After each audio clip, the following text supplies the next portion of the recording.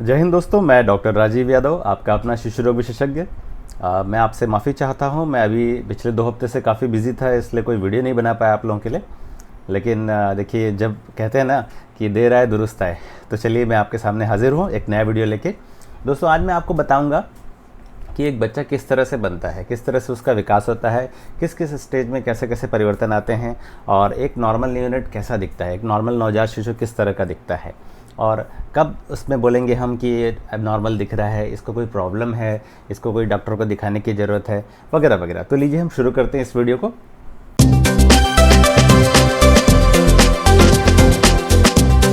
Ovum होता है। Ovum क्या होता है? ओवम जब होता है, जब फर्टिलाइजेशन से 0 से लेके 14 डेज़ का समय है, उसको बोलते हैं ओवम। और एम्ब्रायो तब बोलते हैं जब वो 14 डेज़ से 9 वीक्स का होता है। और फीटस तब बोलते हैं जब वो 9 वीक्स से लेके जब तक पैदा नहीं हो जाता। और जब बच्चा पैदा होता है, मतलब टर्म बच्चा, मतलब जो 37 वीक्स कंप्लीट करके पैदा होता है, तो उसको बोलते हैं एक टर्म यूनिट। अगर कोई बच्चा 37 वीक्स से पहले पैदा होता है तो उसको बोलते हैं प्री टर्म यूनिट। तो जो टर्म यूनिट और प्री टर्म यूनिट होता है, उसको पहचानेंगे कैसे दोस्तों? तो देखिए, जो टर्म यूनिट होता है, मतलब जो पूरा 9 महीने में पैदा हुआ है बच्चा, उसके शरीर में क्या रहता है ना, वर्निक्स होता है। वर्निक्स मतलब समझते हैं, जब बच्चा पैदा होता है ना, तो उसके ऊपर एक लेयर होती है। तो जो टर्म यूनिट होती है ना, तो उसमें वर्निक्स थोड़ा कम होता है। लेकिन प्री टर्म यूनिट में ना, जो जो 37 हफ्ते से पहले का बच्चा होता है, उसमें वर्निक्स थोड़ा ज़्यादा होता है।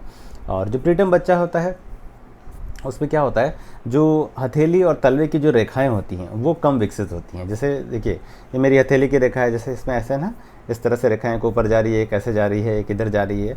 तो एक टर्म बच्चे में ये रेखाएं अच्छी तरह से विकसित होती हैं। ऐसे ही तलवे में भी होता है। लेकिन जो प्रीटर्म यूनिट होता है, उसमें जो हथेली और तलवे की जो रेखाएं होती हैं, उनमें एक दो रेखाएं मिलेंगी। जैसे हथेली में 1-2 रेखाएं मिलेंगी और तलवे में एक सिंगल सी रेखा मिलेगी। और जो प्रीटर्म बच्चे होते हैं, उनकी जो स्किन होती है थोड़ी डेलिकेट होती है। और उनमें क्या होता है, जो सर का साइज़ होता है थोड़ा सा ज़्यादा ही बड़ा रहता है। और IUGR की संभावना रहती है बच्चों में, प्रीटर्म यूनिट्स में।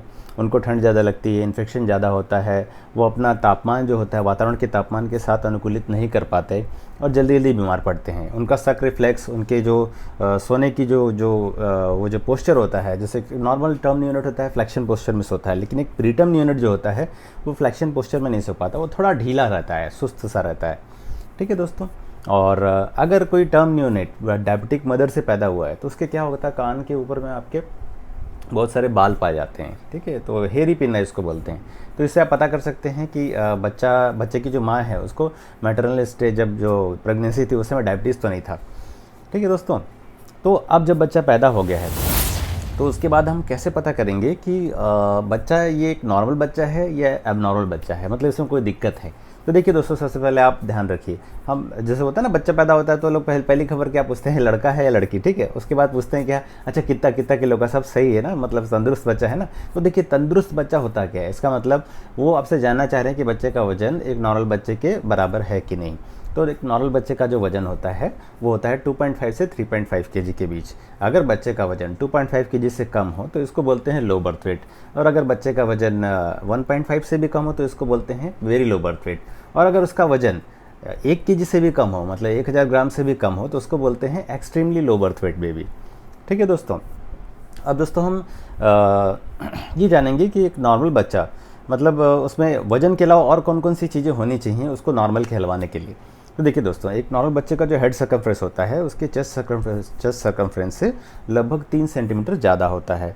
और हेड सर्कमफ्रेंस नॉर्मली होता है 33 से 35 सेंटीमीटर। ठीक है दोस्तों। तो 33 से 35 सेंटीमीटर अगर हेड सर्कमफ्रेंस हम यूजली एक मेजरिंग टेप होता है, उससे हम नापते हैं, ऐसे क्रॉस करते हैं। तो अगर 33 से 35 सेंटीमीटर किसी बच्चे का हेड सर्कमफ्रेंस आ रहा है, तो उसे एक नॉर्मल यूनिट बोलेंगे। और फिर आते हैं हम उसके इस पे आते हैं, लेंथ पे आते हैं। लेंथ मतलब लंबाई।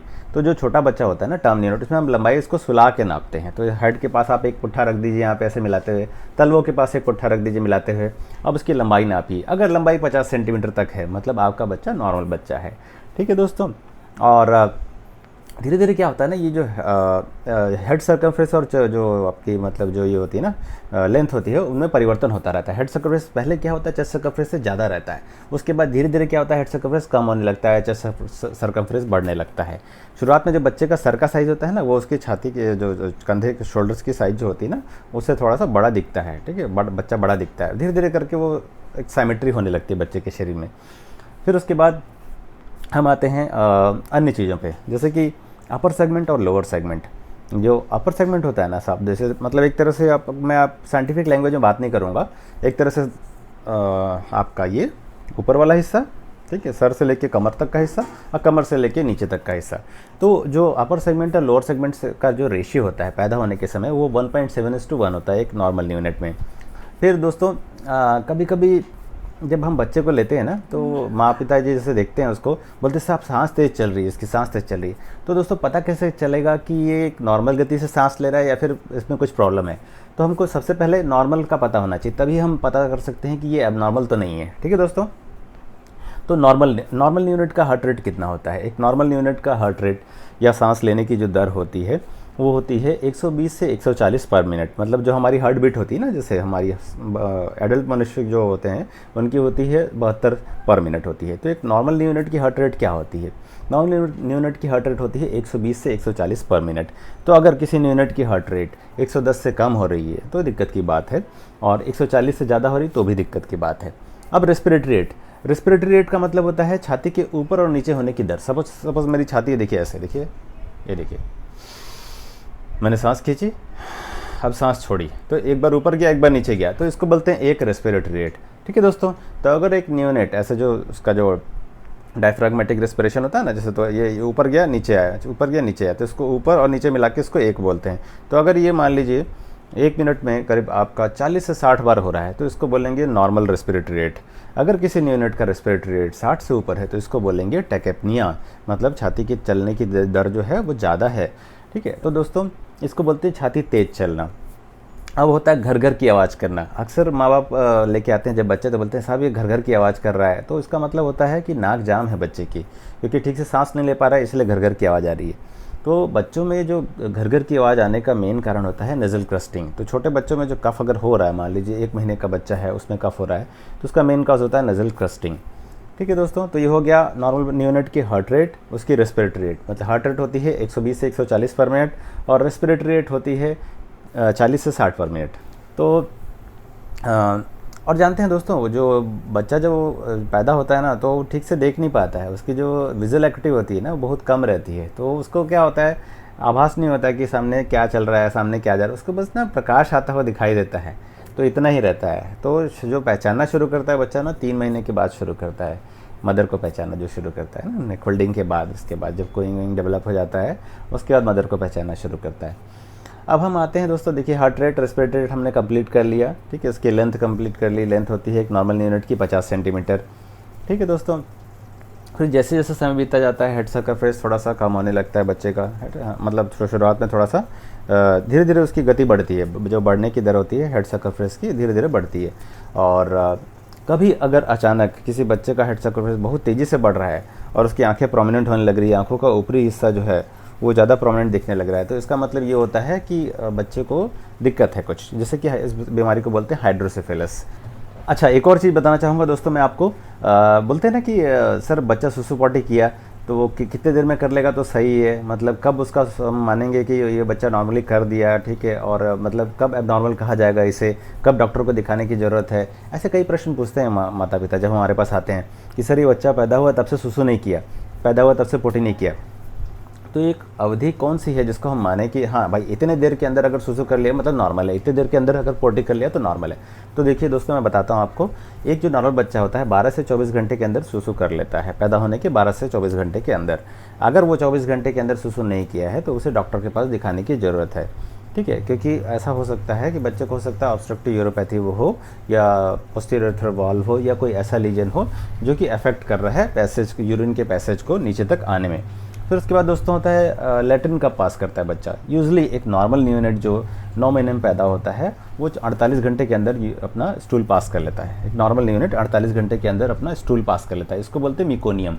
ये थोड़ा थिक ब्राउनिश कलर का होता है, सेमी लिक्विड होता है, ब्राउनिश ग्रीन कलर का होता है, और ये वो स्टूल होता है जो बच्चा की फर्स्ट फोर्टनाइटली पास करता है। ठीक है दोस्तों, तो काला लैट्रिन होने से घबराना नहीं है, इसको बोलते हैं मिकोनियम। ठीक है दोस्तों, तो ये है।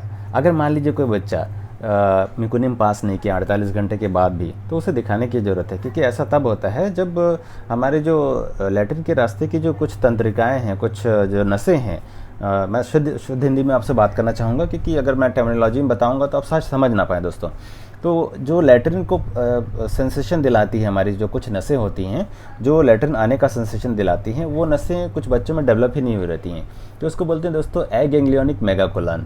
तो अगर ऐसा है, अगर 48 घंटे के दौरान, 48 घंटे के बाद भी बच्चे को लैट्रिन नहीं आया है, तो उसको पक्का डॉक्टर से दिखा लें, क्योंकि ऐसा होता है दोस्तों, एगैंग्लियोनिक मेगाकोलन में क्या होता है ना, लैट्रिन उतरता ही नहीं, फिर लैट्रिन पेट में जमा होने लगता है, ऑब्स्ट्रक्शन होने लगता है बच्चे को।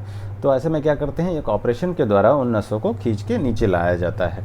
ठीक है दोस्तों, पहले कोलोस्टोमी हम करते हैं, उसके बाद फिर ये ऑपरेशन करके बच्चे को एक पैसेज दिया जाता है ताकि लैट्रिन निकल जाए। उसके बाद हम उसका जो लैट्रिन के जो निचले हिस्से का होता है एरिया, एनल कैनल, उसका हम रिपेयर करते हैं।